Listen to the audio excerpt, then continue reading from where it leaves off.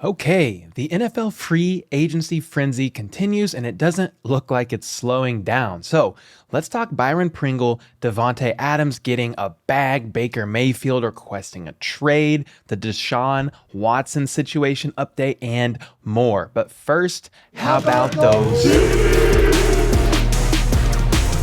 Just so y'all know, timestamps and related articles will be in the description. If you want to skip around to something in particular, make sure you hit that subscribe button for more daily news updates like this. And let's just get into the news, starting with the Kansas City Chiefs in particular.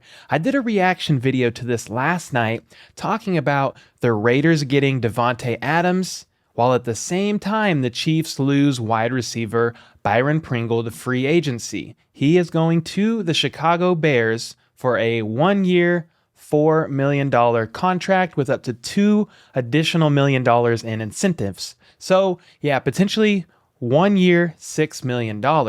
I would give some credit to the Bears GM Ryan Poles, who worked for the Chiefs for years, with getting this done. Honestly, I cannot really blame Byron Pringle for this. I looked up his contract details and salary since 2018, and he's only made around just over $3 million in 4 years. Well, he's potentially making double that entire amount in 1 year with the Bears. So, hey, go and get that money, Pringle. You've been a solid offensive piece for us who has grown over the years. And last year in particular, he had a career high season. So definitely hit that like button if you wish nothing but the best for Pringle with the Bears. And then recently, Veach and Andy Reid both provided statements about our new safety, Justin Reid. Veach said, "We're very excited to add an impact player like Justin to our roster. He's young and has proven himself with consistent playmaking ability over the last 4 years. On top of that, he's incredibly smart and physical. He'll be a strong addition to Coach Spags' defense." And Andy Reid said, "Congrats to Brett and his staff on getting this deal done. Justin is a smart, talented, and tough young player. He's got the right attitude, he's ready to work, and we're happy he's a Chief." I just want to mention that both Veach and Andy Reid used the terms physical and young to describe Justin Reid. Looks like those two factors definitely played a role into his signing, and those are two factors that do not seem to be going Tyrann Mathieu's way. I've heard many people talk about Tyrann's business decisions last season and him seemingly not wanting to tackle, potentially to preserve his health for the next contract that he wants. And then, of course, he's about to turn 30. He can't help that about his age, obviously, but those are two things worth noting. And I will also say this, there's a very small chance Tyrann could be back and work in tandem with Justin Reid in the secondary. I would say that chance is like 5 to 10%, but if the Honey Badger doesn't get offered what he wants in free agency, he could potentially come back to Kansas City. I mean, imagine both of them in the backfield. That would be pretty awesome if you ask me. Justin Reid did say he has a lot of respect for Tyrann and considers him a friend from their time playing together on the Texans, so you never know. And I will add this quickly. I think the Deshaun Watson situation, which is probably getting resolved today or sometime very soon, is holding up some signings in free agency. So maybe when Watson finally gets traded, Tyrann could get a contract still big enough from another team, or he is possibly in works with a big contract right now. We will find out very soon. And then yesterday, Justin Reid had an introductory press conference with the media yesterday. He talked about how excited he was to be in Kansas City and the emotional roller coaster it's been for him up until this point. He gives a lot of praise and respect to Tyrann, calling him an unbelievable player and a good friend from his time playing together back in Houston during his 2018 rookie season. When asked about why he chose Kansas City, he said this, "I had a few options, but really when it came down to it, the financial bit of it does play a role, but when you take all that away and you start to look at the fit and the culture, the opportunity that's put in front of you, I want to play for a championship caliber team. I want to play in a system that I think will fit me to be able to highlight my strengths." And when you look at the defense that Spags runs and you look at the Chiefs being in the AFC Championship 3 years in a row, you're going to make that 4. Yeah, I know. We've been to 4 in a row, but we will forgive him since he's still the new guy around, okay? He then said, "It really felt right. I slept on it one day and came back to it. In the back of my mind, the bottom of my heart, Kansas City was really the best situation and fit for me." He then complimented the electric atmosphere at Arrowhead, saying it's raised the hair up on his arms when he's played in Kansas City, and how excited he is this go round to have the loud crowd behind him, backing him, and he's very excited for some Kansas City barbecue. Honestly, I listened to the presser. He sounds like a very sharp guy with a high football IQ and very respectable and likable. I'm excited to see what he brings to the table this next season. And then apparently Tyreek Hill's sister posted a TikTok last night with the description saying, "When your brother about to sign a contract extension." So yeah, not really news. We know he's been in talks, but Tyreek is about to sign on the dotted line. We will see how this Davante Adams trade to the Raiders affects things with Hill's contract. Will it boost it? Will it complicate discussions? We will have to wait and see there. What are your thoughts on all of this? Are you wishing the Chiefs had done more so far in free agency? Will you miss Byron Pringle? Man, yeah, there's a lot going on here. Let me know your thoughts in the comments down below.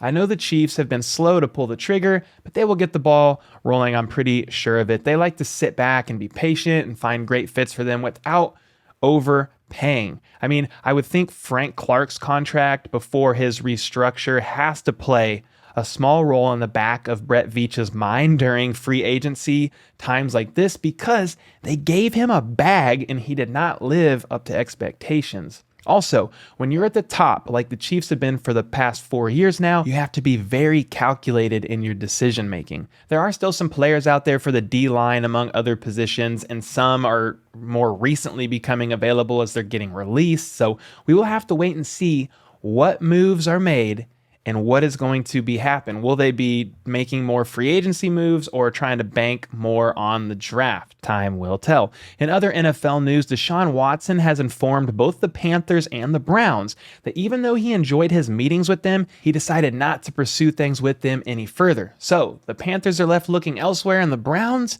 are in a very interesting spot, to say the least. Yesterday, after this happened, Baker Mayfield requested a trade. From his perspective, the bridge is burned and it's now time to move on. Mayfield told ESPN, "It's in the mutual interest of both sides for us to move on. The relationship is too far fine to mend. It's in the best interest of both sides to move on."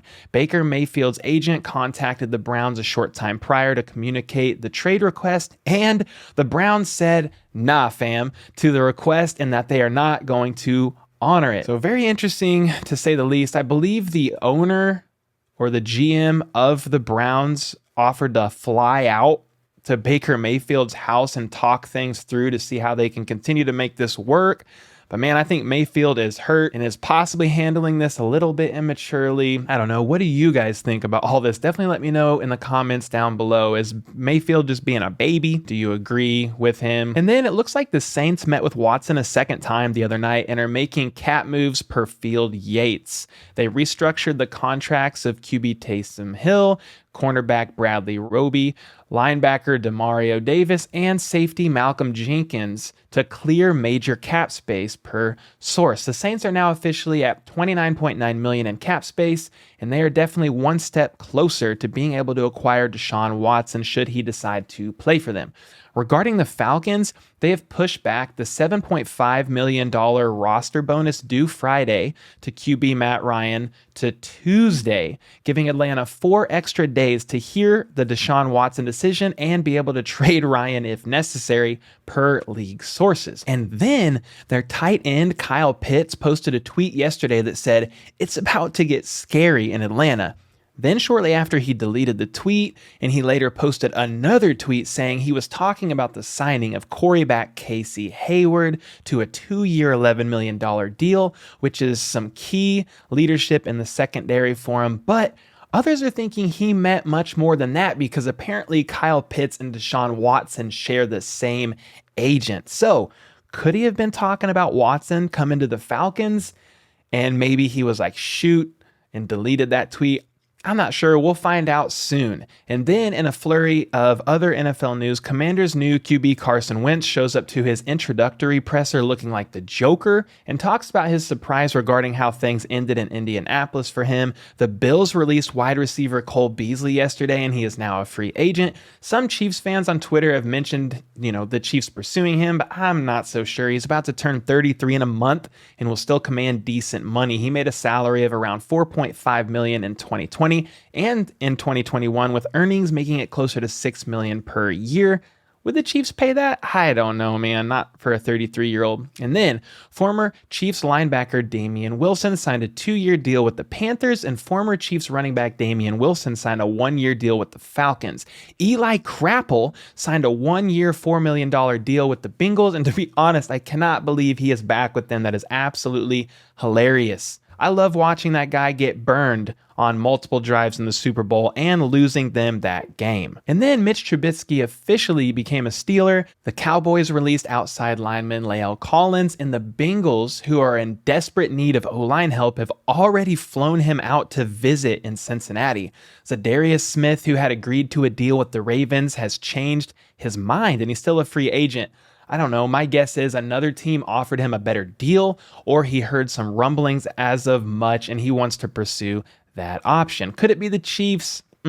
Maybe. We will see. And then the Rams sign Allen Robinson to a 3-year, $46.5 million deal that includes $39.7 million guaranteed, and it looks like they still want to bring back Odell Beckham Jr. if they can make that happen. And then, in probably the biggest NFL news outside of the Baker Mayfield fiasco in Cleveland, Packers wide receiver Davante Adams is being traded to the Las Vegas Raiders in exchange for a 2022 first and second round draft pick. And then the Raiders are giving Adams a 5-year deal worth $140.25 million. Holy smokes. This trade has quietly been in the works for days, with the Packers and Raiders finalizing details. The contract extension has been worked out. The deal is expected to be completed. And yeah, believe it or not, Aaron Rodgers knew about this when he signed his new deal with the Packers. While he was negotiating his contract, he knew Davante Adams would never play for the Packers again. The situation was far too gone and something had to give. And when Adams informed Green Bay that he wasn't playing on the tag, talks got fired up. Well, now Adams will be on the Raiders. Per a source, though, the Packers were willing to pay Adams equally, and one report even said willing to pay more than what the Raiders were offering with this new deal, but Adams preferred to play elsewhere. It was his lifelong dream to be a Raider and play with his college teammate Derek Carr. Because of that, the Packers are now also in pursuit of a veteran wide receiver and apparently could try and grab Juju Smith-Schuster or somebody like that the Chiefs have more than likely been in discussions with as well. So that is going to heat things up and keep things very interesting. It's a wild time here in the NFL, and be assured I'm going to keep you updated every step of the way with more daily news like this. So make sure to like and sub and check out this video here from the previous day's news in case you missed it. I'll be back tomorrow, so until next time, let's go. How about those